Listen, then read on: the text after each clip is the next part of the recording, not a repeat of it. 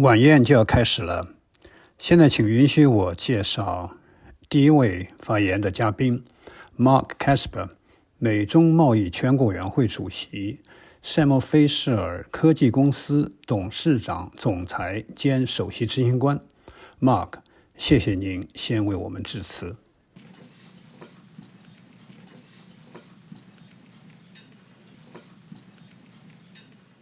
谢谢 Craig， 大家晚上好。各位阁下、女士们、先生们，谢谢大家和我们一起欢迎中华人民共和国国家主席习近平阁下的到来。习主席，欢迎您再次来到美国。此外，我还要对美国商务部部长雷蒙多女士表示欢迎。Craig 刚才已经介绍了，我是美中贸易全国委员会主席，我担任董事会成员已经多年。我所领导的公司赛默菲士尔科技作为本委员会的成员也已经10多年了。这个委员会是由企业领袖组建的。我们都知道，我们在维护一个极其重要、具有历史意义的关系。半个世纪以来，美中贸易全国委员会一直致力于进一步加强这一关系，为两国人民和社会造福。赛默菲士尔科技公司的使命也是如此，帮助我们的客户发挥作用，让世界更加健康、更加清洁、更加安全。我们在全球的员工有12万5千人，其中7万8千人都在亚太经合组织成员国，其中大多数在美国和中国工作。他们每天努力工作，为我们的世界做出贡献。我们在中国运营已经有40年了，我们与中国企业和政府合作，改善空气质量，推动医疗保健，确保食品安全。像赛默菲士尔科技这样的美国公司一直走在中国现代化的前沿。今天我们可以清楚地看到这些努力带来的成果。根据委员会的数据，美中的商业往来为美国创造了100多万个工作岗位，为美国公司的成功、为繁荣发展的社区做出了贡献。贸易和投资带来巨大收获，但挑战还是存在的，包括当前两国政治层面的关系。我们在管理这些关系时，也在寻求营商环境的稳定性和可预见性。有了公平竞争的机会，我们就能够继续推动创新，为美国、中国和全球的繁荣做出贡献。习主席、雷蒙多部长，美国商界坚决支持政府间对话和经济关系的发展。简言之，我们支持开放市场、公平竞争和创新。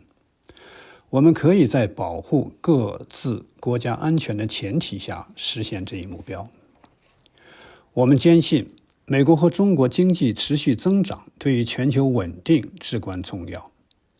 我们有责任共同解决全球需求重大领域，包括气候变化、公共卫生和毒品控制等问题。我必须再强调一下，这些迫切需要解决的问题都需要科学创新。习主席、雷蒙多部长，谢谢您今天出席今晚的晚宴，谢谢您对双边经济关系的支持。现在我非常高兴介绍美国商务部部长吉娜·雷蒙多女士，欢迎她发表讲话。部长女士，感谢您一直以来积极坚定地支持美国企业，感谢您为美中关系的稳定做出的贡献。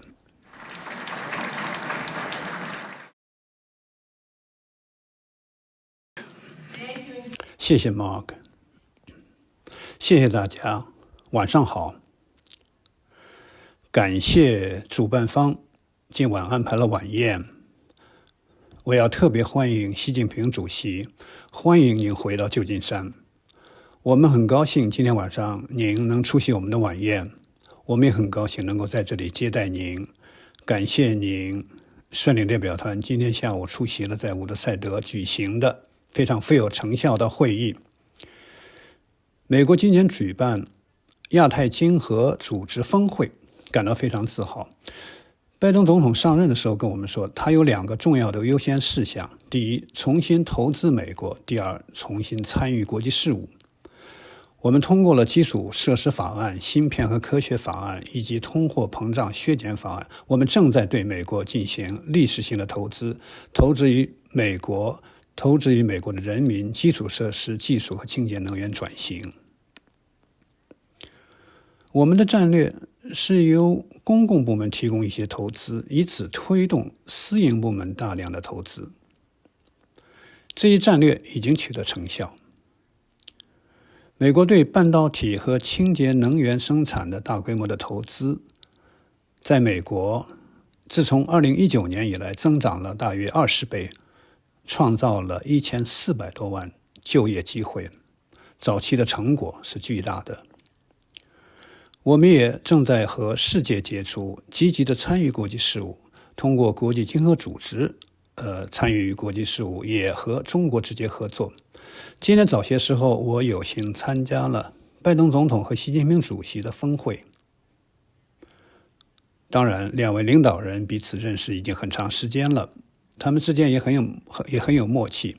这是拜登总统上任以后他们第7次互动。当然，我们都知道我们2国存在的分歧，我也不会假装看不见。但是，拜登总统已经非常明确地表示，我们和中国及其他国家进行竞争，但是我们不寻求冲突，不寻求对抗，我们寻求降低紧张局势。事实上，我觉得世界要求我们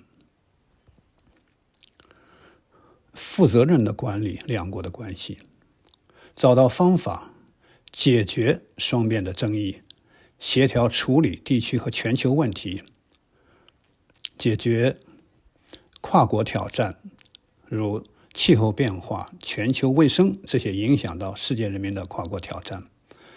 我们一起实现这些目标，可以减少2国关系中的风险。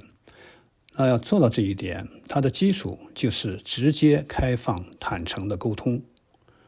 我希望告诉大家，这个就是今天拜登总统和习近平主席所做的事情，直接、开放、坦诚的沟通。我们今天取得了进展，我们同意重新启动打击非法芬太尼方面的合作，以减少毒品组织可能获得的前体化学品。这样做肯定能够拯救美国人民的生命。感谢习主席在这方面的协调和合作。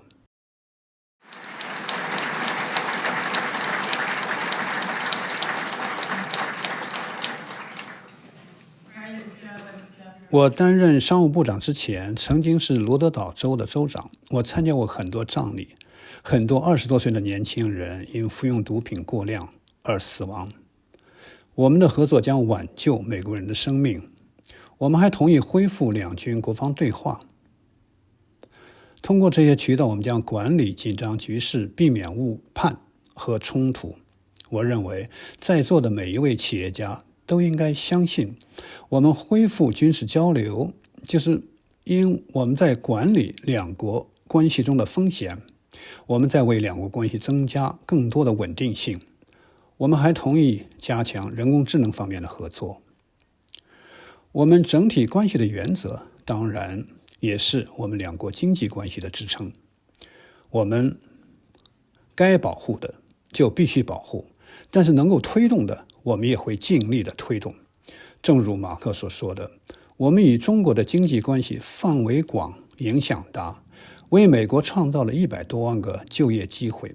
我们希望和中国进行贸易，大量的进行贸易，公平平等竞争，坚持对等和公平的原则。我们和所有的大国贸易伙伴都希望建立这样的关系。实际上，商界有很多人，你们在座的各位都非常的愿意在中国做生意，寻找方法推动我们的双边经济关系。我知道这个，因为你们有很多人跟我说过。这是一个事实。拜登总统今天对习近平主席说，中国实现增长，遵守规则，进行公平竞争，对大家都是好事，符合我们所有人的利益。我们希望中国人民过得好。我们希望中国经济繁荣，我们希望中国人民经济繁荣。我们两国之间的贸易为美国经济创造了机会。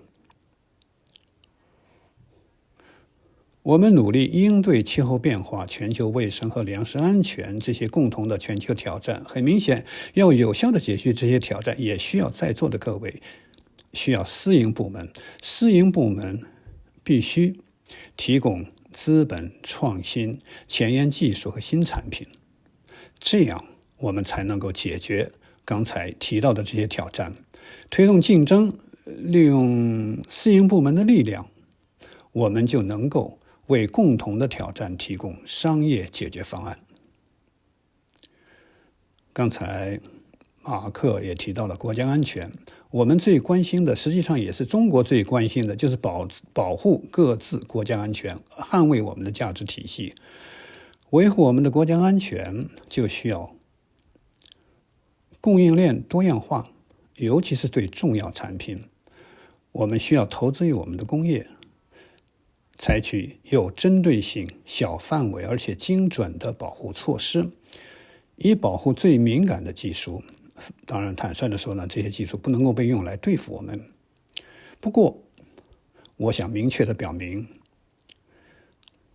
我们的贸易和中国的贸易和投资绝大部分不涉及国家安全问题。我们致力于在这些领域促进相互的贸易和投资。我认为这个信息非常重要。为了实现这一点，显然我们需要取得进展，解决美国企业最关心的问题。正如马克刚才说的，我认为我们可以做到这一点。我们虽然有关切的问题，但是通过坦诚直接的外交沟通，就像我今天看到的和参与的沟通那样，再加上我们辛勤工作和善意，我们能够在这个问题上取得进展。我期望和中方同事一起合作，比如今天在座的王先生以及产业界的各位一起合作，解决两国之间的经济问题。这样我们可以开辟一个前进之路，为两国人民提供安全繁荣的未来。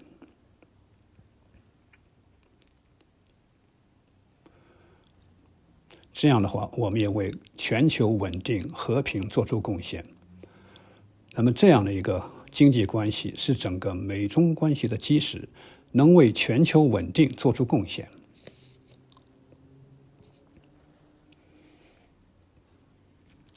最后我想说的是，今年夏天我去上海访问的时候，有机会到纽约大学上海分校校园看了看。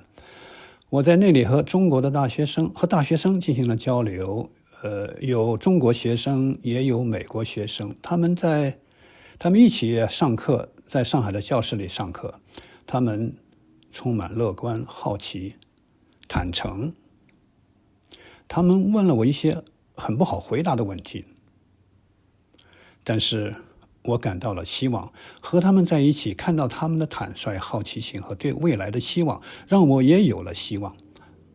那么，有了坦率的讨论、务实的行动，共同努力保持沟通畅通，那么我们一起，我相信可以建立一个让年轻人发展的基础。这是我们要做的工作，也是我们和中方的同事共同努力要进行的工作。谢谢马克。特别感谢习近平主席。现在我请格林伯格先生上台介绍我们的贵宾，习近平主席阁下。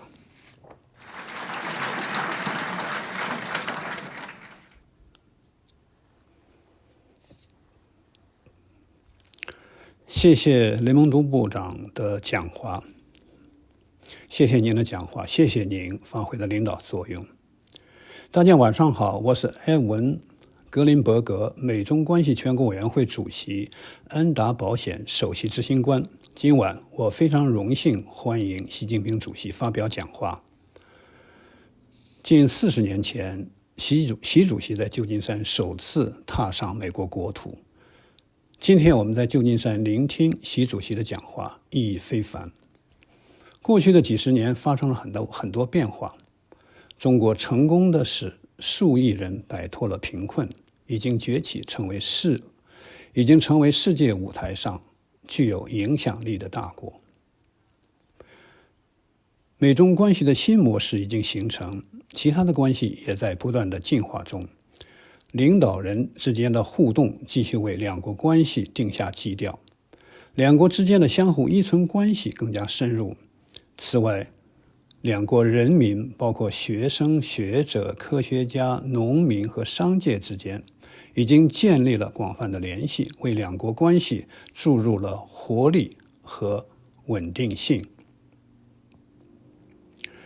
今天，拜登总统与习近平主席的会晤，充分展现了他们对相互尊重和接触交流的共同支持。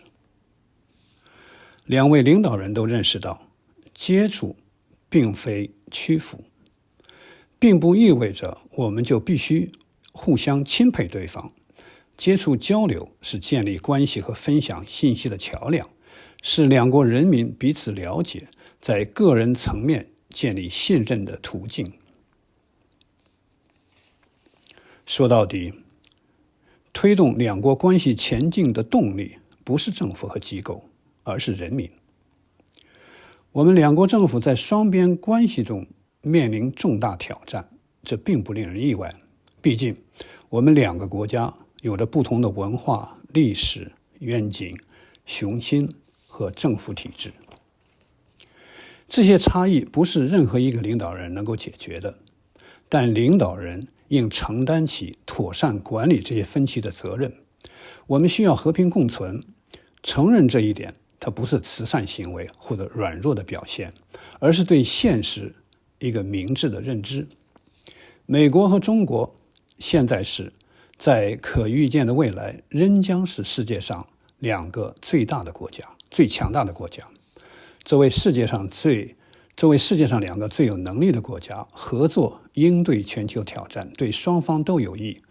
无休止的对抗对双方都有害。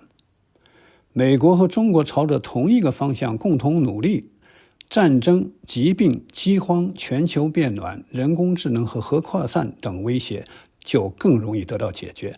当两国走向分裂时，那就更加困难。今天，拜登总统和习近平主席沿着这个道路前进，非常令人鼓舞。这是他们1年前在巴厘岛会面以来的首次接触。世界上两个最强大的国家领导人需要更多的进行交流。我们时代面临巨大的全球性挑战，要求我们的领导人展现出领袖风范和共同目标。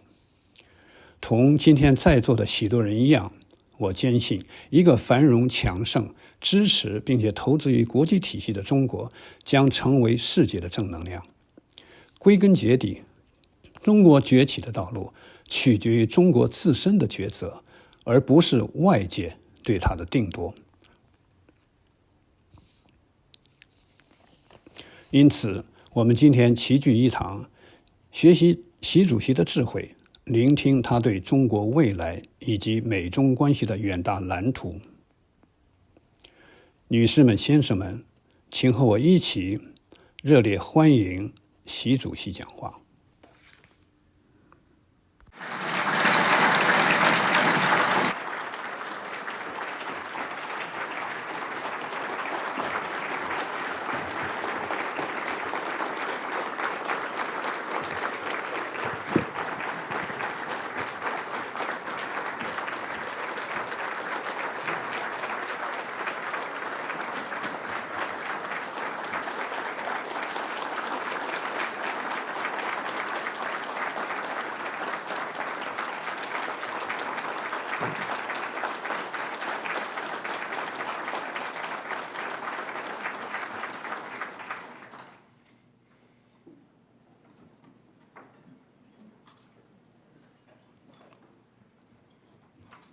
女士们、先生们、朋友们，很高兴在旧金山同美国各界朋友见面，共叙友情，共话友好。1985年，我第一次访问美国。就是从旧金山入境。我对美国的第一印象来自旧金山，至今还保存着一张在金门大桥的留影。今天上午，拜登总统不知道从哪儿翻出来了，还给我看了看。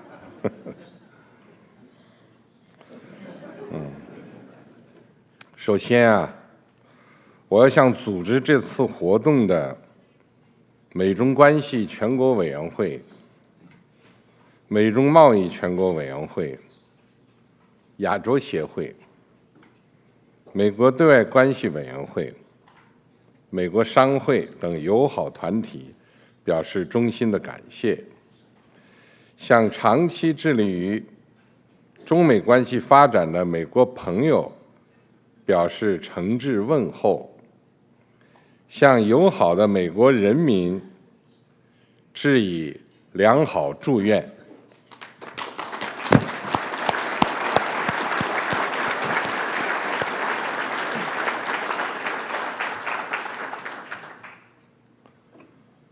旧金山见证了中美两国人民100年交往的历史。158年前，大批中国工人来到美国，修建连接东西海岸的太平洋铁路，筚路蓝缕，在旧金山建起了西半球历史最悠久的唐人街。从这里出发，中美两国之间发展起7600亿美元双边贸易和累计2600多亿美元双向投资，建立起284对友好省州和友好城市关系，最多每周300多个航班和每年500多万人次的相互往来。这是全世界近1/4人口共同绘就的宏伟画卷。旧金山见证了中美建设美好世界的努力。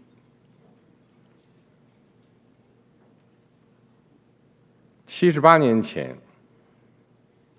在携手战胜法西斯主义和军国主义之后，中美共同参与发起旧金山制宪会议，推动建立了联合国。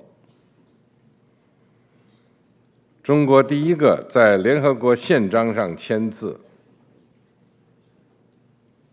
从这里出发，二战后的国际秩序得以建立，100多个国家相继获得了民族独立，几十亿人口最终摆脱了贫困。世界和平发展进步的力量不断成长，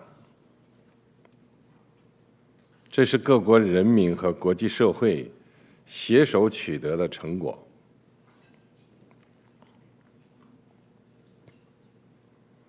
女士们、先生们、朋友们，中美关系的根基是由人民浇筑的。第2次世界大战期间，我们两国共同为和平和正义而战。陈纳德将军带领美国志愿者奔赴中国战场，组成了著名的飞虎队。他们不仅直接对日本侵略者作战，还建立起了向中国运送急需物资的驼峰航线，1000多名中美机组人员牺牲在这条航线上。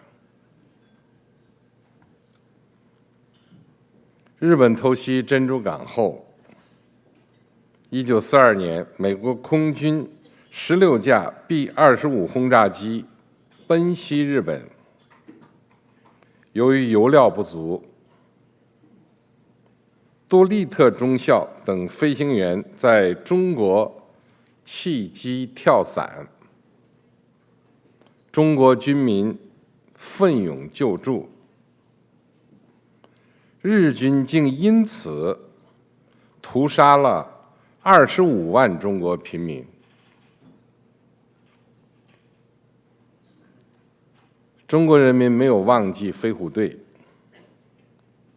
我们在重庆专门修建了纪念馆，邀请了1000多名飞虎队老兵其家属回到中国。我同他们中的一些人也一直有书信往来。最近，飞虎队老兵103岁高龄的莫耶和98岁高龄的麦克马伦来到中国，登上了长城，受到了中国人民热烈欢迎。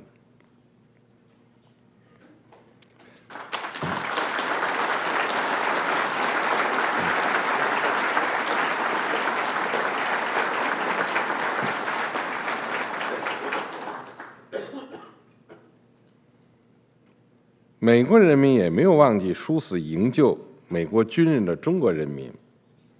浙江衢州有一个杜立特行动纪念馆，当年获救的美国军人的后代经常来到这里，向见义勇为的中国人民表达敬意。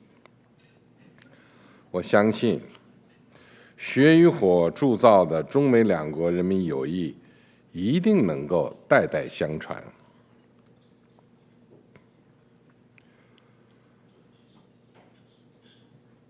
中美关系的大门是由人民打开的。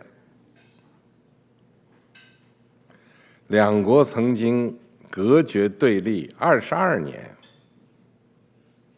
是时代潮流让我们走向彼此，是共同利益让中美超越分歧，是人民愿望让两国打破坚冰。1971年，美国乒乓球代表团来到北京，小球转动了大球。此后不久，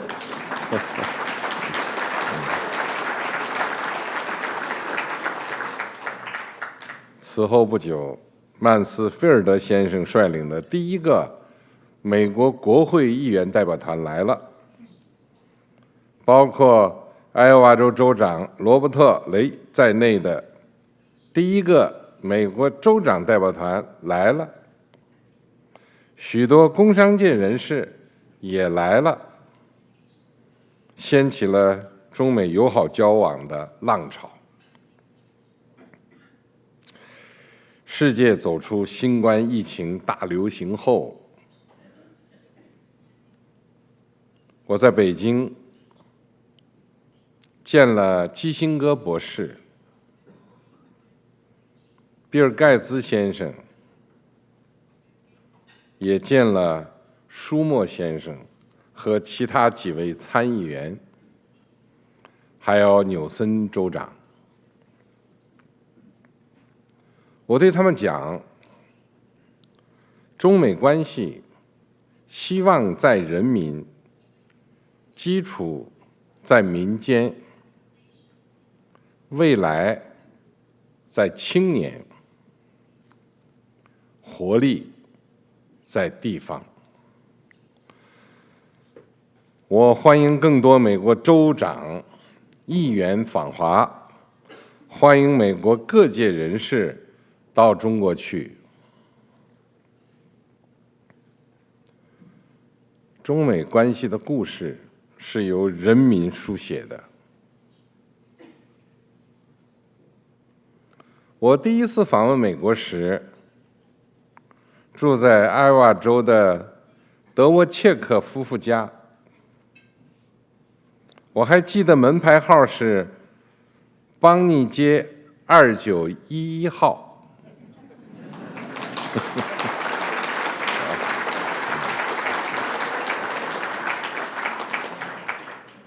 这是我同美国民众首次面对面接触，也是一段我和美国人民共同生活的难忘经历。对我来说，他们就是美国。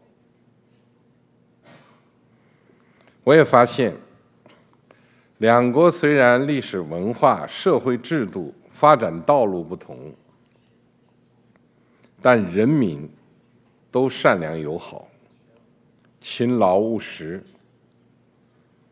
都爱祖国、爱家庭、爱生活，都对彼此抱有好感和兴趣。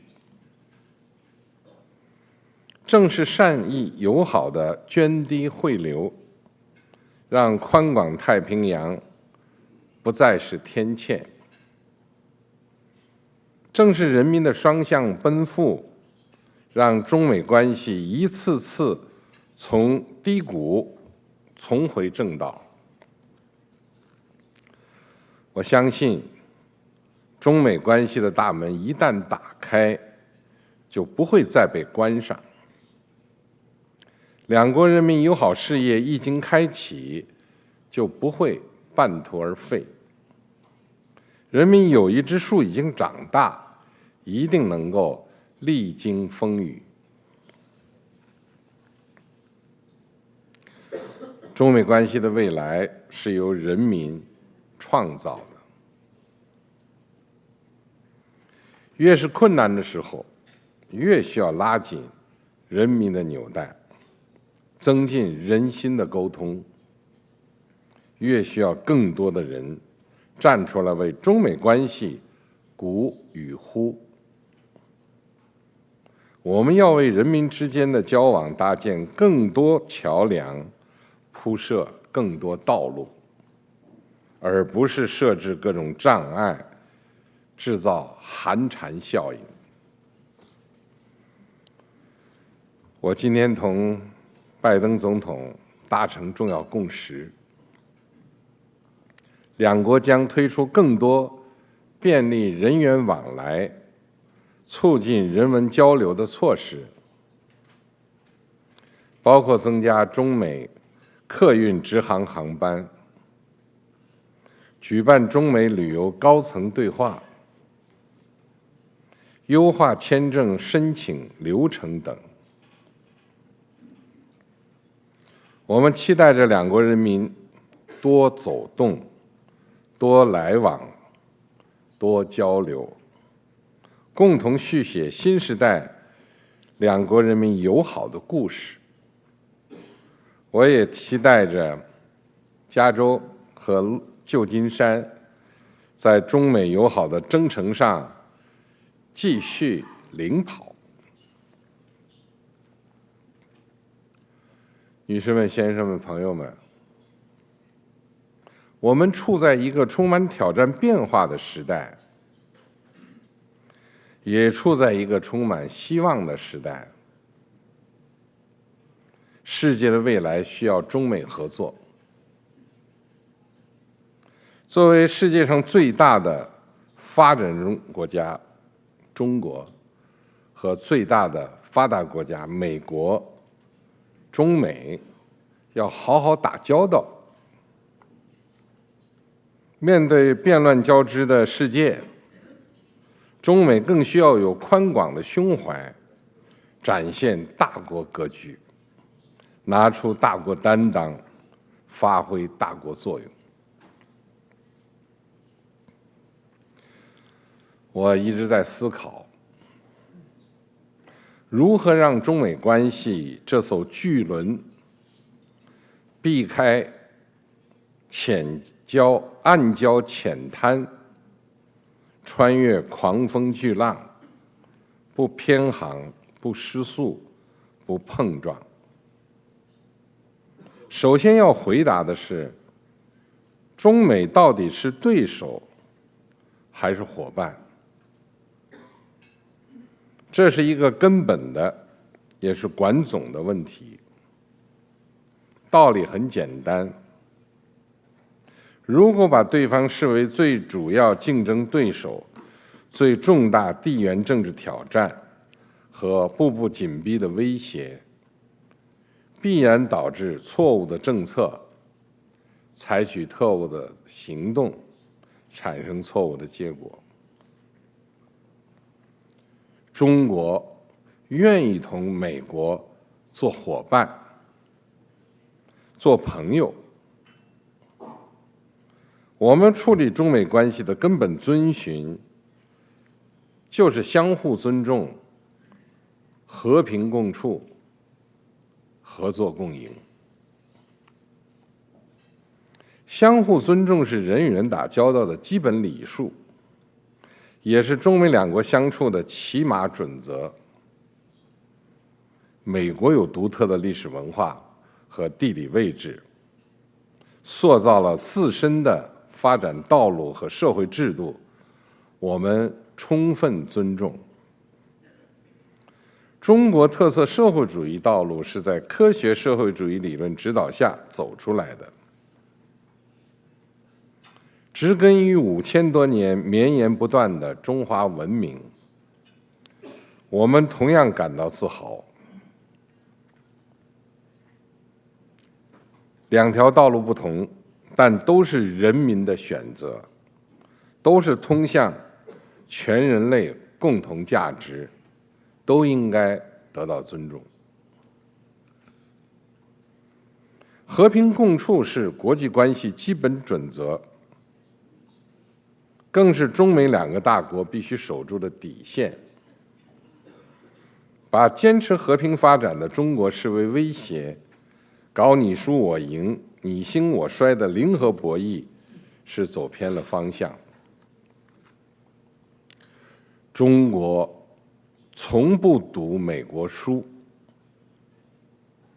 从不干涉美国内政，也无意挑战和取代美国，乐见一个自信开放、发展繁荣的美国。同样，美国也不要赌中国输，不要干涉中国内政，应该欢迎一个和平、稳定、繁荣的中国。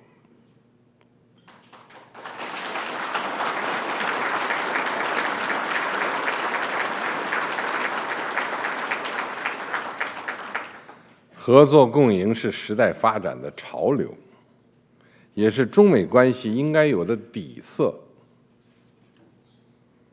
中国正致力于高质量发展，美国也在着力振兴经济，双方合作空间无限广阔，完全可以相互成就、互利共赢。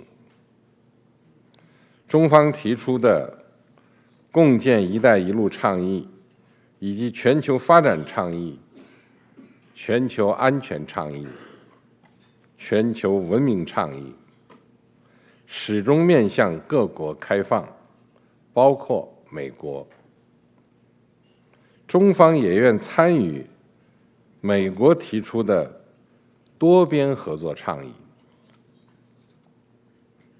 今天上午，我同拜登总统同意本着相互尊重精神，推动两国在外交、经贸、人文、教育、科技、农业、军队、执法、人工智能等领域开展对话合作，把合作的清单拉得更长，把合作的蛋糕也做得更大。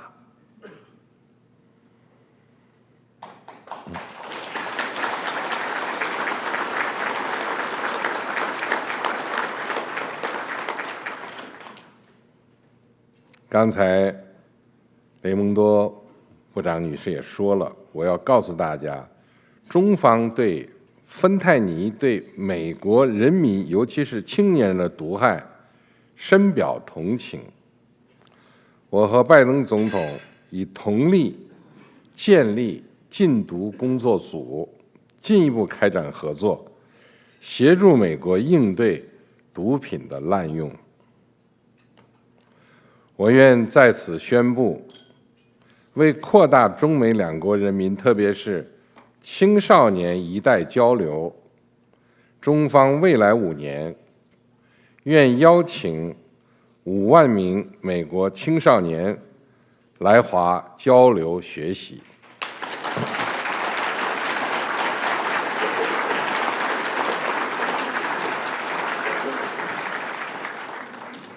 不久前，华盛顿国家动物园的3只大熊猫回到中国。我听说很多美国民众，特别是孩子们，依依不舍，专门到动物园去送行。我还了解到圣达哥动物园和加州人民热切期盼大熊猫能重返加州。大熊猫是中美人民的友谊使者，我们愿意继续同美国开展大熊猫保护合作，努力满足加州人民的愿望，增进两国人民的友好感情。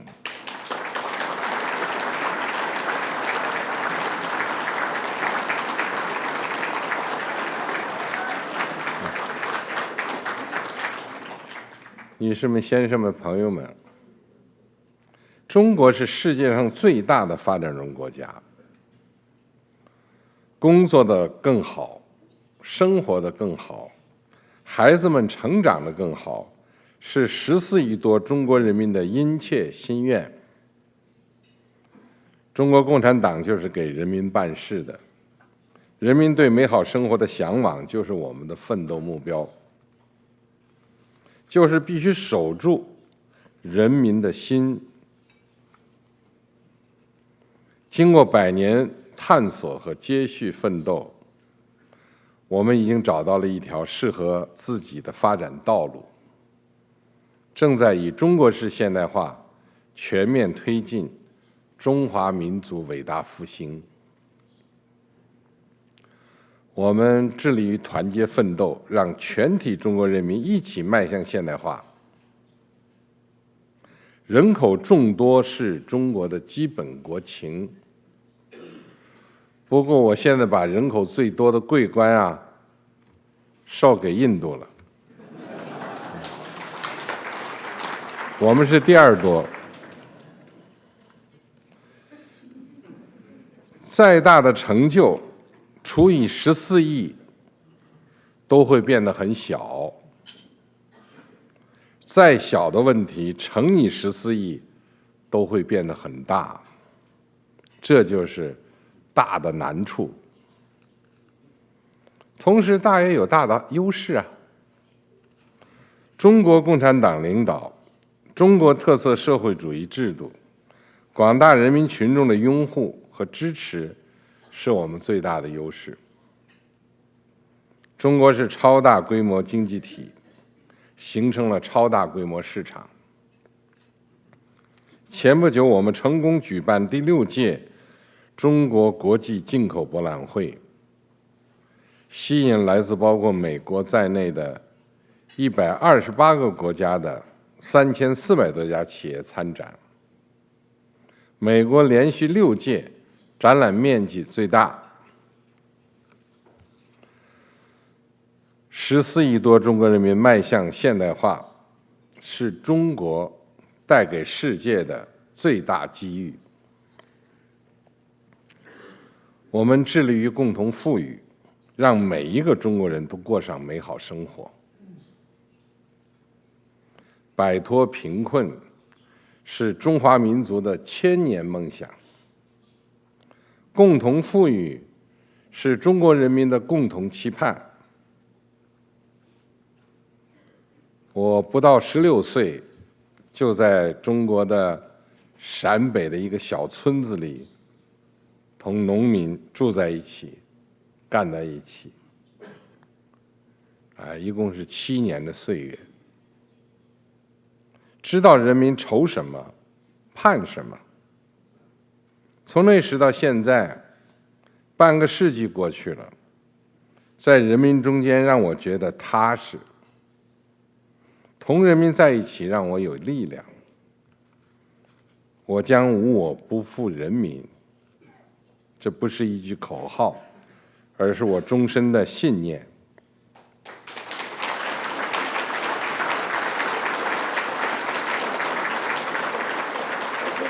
我刚担任中共中央总书记和中华人民共和国主席的时候，中国还有1亿人生活在联合国标准的贫困线以下。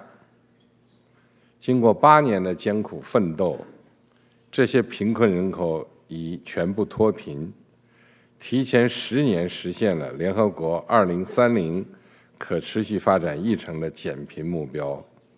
而在这个过程中，有1800多名中共党员在扶贫攻坚的岗位上献出了生命。我们的目标不是少数人的富裕，而是全体人民的共同富裕。就业、教育、医疗、托幼、养老、住房、环境，这些老百姓的身边事、贴心事、具体事，正不断融入中国国家发展的顶层设计，不断变成老百姓的获得感、幸福感、安全感。我们将继续推动高质量发展，让现代化成果惠及全体人民。这是中国共产党的初心使命，是我们对人民的承诺，也必将在人民支持下实现。我们致力于全面发展，让人们物质和精神世界同样富足。中国人很早就懂得衣食足而知荣辱。物质贫困不是社会主义，精神贫困也不是社会主义。中国式现代化是以人民为中心的现代化，其中一个重要目标，就是在不断提高国家经济实力、人民生活水平的同时，不断丰富人民的精神世界，提高全社会文明程度，促进人的全面发展。我提出全球文明倡议，就是要推动国际社会解决物质和精神失衡问题，共同推动人类文明不断进步。我们致力于永续发展，让人与自然和谐共生。天人合一，道法自然，是中华优秀传统文化的重要理念。我们身处同一个地球村，在我们有生之年，可能找不到另一个星球供人类生存了。英语里也有一句话：地球不是我们从祖辈那里继承的，而是我们向我们的子孙借来的。2002年，我在福建担任省长时，就提出福建要建成中国第一个生态省。我在浙江工作后，2005年，我又提出绿水青山就是金山银山。如今，这已成为中国人民的共识。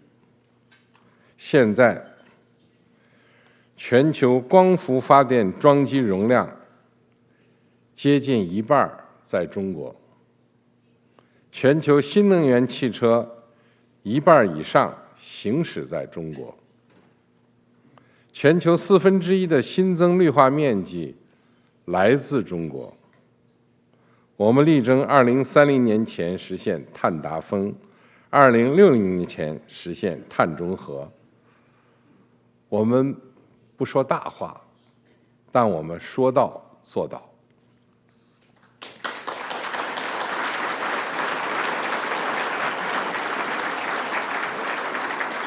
我们致力于和平发展，推动构建人类命运共同体。中华文明传承的是和平、和睦、和谐的理念。中国没有对外侵略扩张的基因。中国人民对近代以后自身遭受的动荡和苦难刻骨铭心。我经常讲，中国人民反对的就是战争，求的就是稳定，盼的就是天下太平。中华民族伟大复兴的实现，离不开和平稳定的国际环境。我们绝不会走通过战争、殖民、掠夺、胁迫等方式实现现代化的老路。新中国成立70多年来，中国没有主动挑起过任何一场战争和冲突，没有侵占过别国一寸土地，是唯一将和平发展写入宪法和执政党党章，上升为国家意识的大国。中国是现行国际秩序的受益者，也是维护者。我们将坚定维护以联合国为核心的国际体系，维护以国际法为基础的国际秩序，维护以联合国宪章宗旨和原则为基础的国际关系基本准则。无论今后发展到哪一步，我们都永远不称霸、不扩张、不强加于人，不谋求势力范围，不同任何国家打冷战、热战。中国将坚持对话而不对抗，结伴而不结盟，继续奉行合作共赢的开放战略。中国追求的不是独善其身的现代化，愿同各国一道实现和平发展、互利合作、共同繁荣的世界现代化，推动构建人类命运共同体。女士们、先生们、朋友们，历史长河大浪淘沙，最终沉淀下来的总是最有价值的东西。无论形势如何变化，中美合作共处的历史逻辑不会变，两国人民交流合作的根本愿望不会变，世界人民对中美关系稳定发展的普遍期待不会变。任何一项伟大事业要成功，都必须从人民中找到根基，从人民中汇集力量，由人民来共同完成。中美友好就是这样一项伟大事业，让我们汇聚起两国人民的力量，赓续中美友谊，推进中美关系，努力为促进世界和平和发展做出更大贡献。谢谢大家。